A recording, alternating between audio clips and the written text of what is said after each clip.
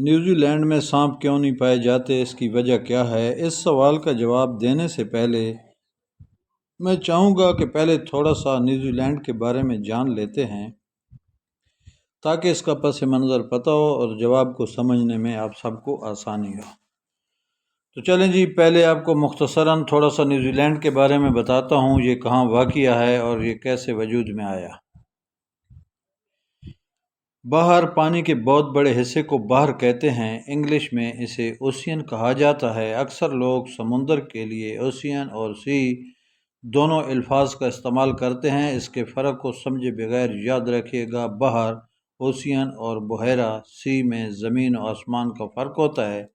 بحر کی موجودہ مثالیں بحیرہ وقیانوس، بحر الکاہل، بحر الہند، بحر منجمد شمالی جنوبی بحروں میں دنیا کا سب سے بڑا بحر بحر الکاہل پیسفک اوشین ہے، جو کہ باقی تمام بحروں سے بڑا ہے۔ اس کے بعد دوسرا بڑا بحر اٹلانٹک اوشین یعنی بحر وقیانوس ہے۔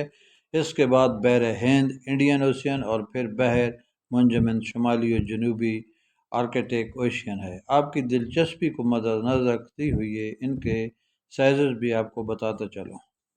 Pacific Ocean 1,81,343 area square kilometre, Atlantic Ocean 94,314 area square kilometre, 3 Indian Ocean 74,118 area square metre, Arctic Ocean 12,256 area square kilometre.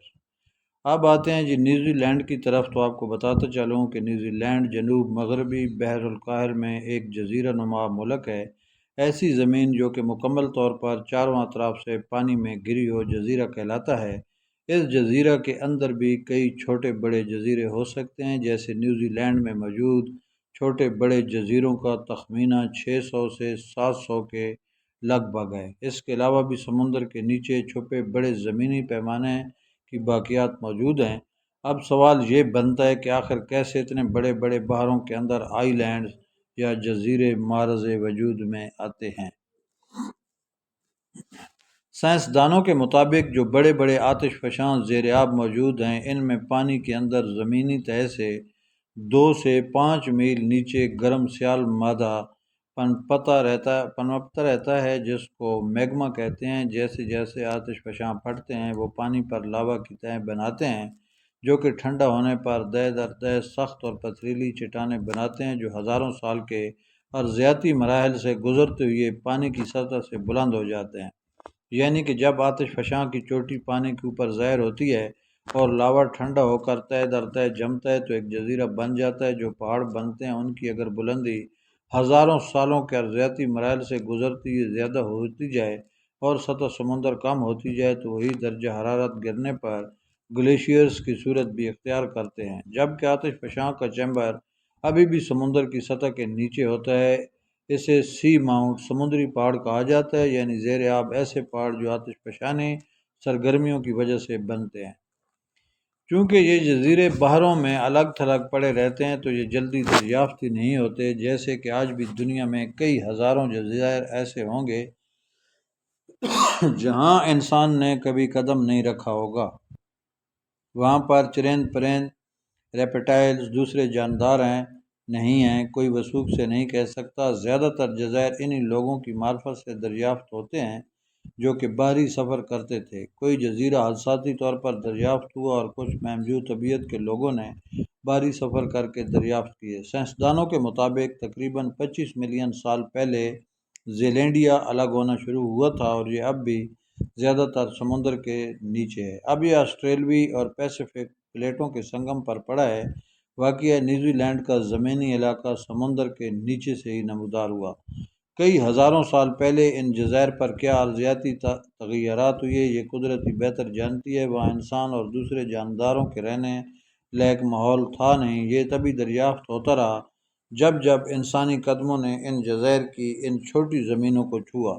اب کہیں تو حضرت انسان کو ایسے چرند پرند ملے جن کا وجود دوسرے ممالک اور جزائر پر نہیں تھا، جیسا کہ نیوزی لینڈ میں لاکھوں سال پہلے پایا جانے والا موآ پرندہ، جس کو ڈنورتھک فارمز کہا جاتا ہے۔ یہ ایک بڑا پرندہ تھا جو کہ اڑان نہیں بھر سکتا تھا۔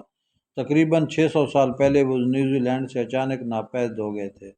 زیادہ تر لوگ جانتے ہیں کہ ایک ڈچ ایکسپلورر ابیل تسمان کو پہلا یورپی شخص تسلیم کیا جاتا ہے جس نے 1642 میں نیوزی لینڈ کو دریافت کیا تھا۔ 1840 میں ایک قدرتی ماہر رچرڈ اون نے موآ کی 13 قسموں کے فوسلز نیوزی لینڈ سے دریافت کیے، لیکن آج تک کبھی بھی نیوزی لینڈ سے سانپوں کے فوسلز نہیں ملے۔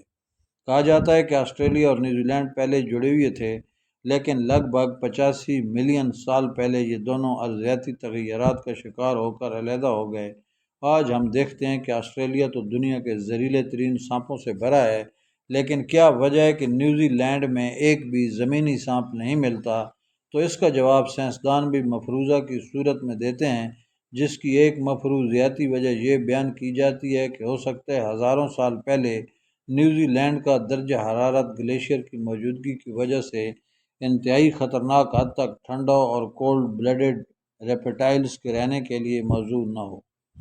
اس لیے اپنے وجود کو بنائے رکھنے کے لیے ریپٹائلز نے یہاں رہنا نہ سیکھا اور دوسرے مناسب ماحول میں اپنا بسیرا کیا ہو، یا ہزاروں سال کے ارضیاتی بدلاؤ کی وجہ سے ان کا وجود نہ بچا ہو۔ اگر خوش قسمتی سے کبھی یہاں سے سانپ کے فوسلز ملتے ہیں تو پھر ریسرچ کا اگلا مرحلہ شروع ہوگا کہ اگر سانپ نیوزی لینڈ میں پائے جاتے تھے تو کتنے ہزاروں سال پہلے پائے جاتے تھے، ان کا وجود ختم ہوا تو کیوں ہوا، وغیرہ وغیرہ۔ فی الحال تو یہ راضی ہے اور مفروضوں پر مبنی باتیں ہیں۔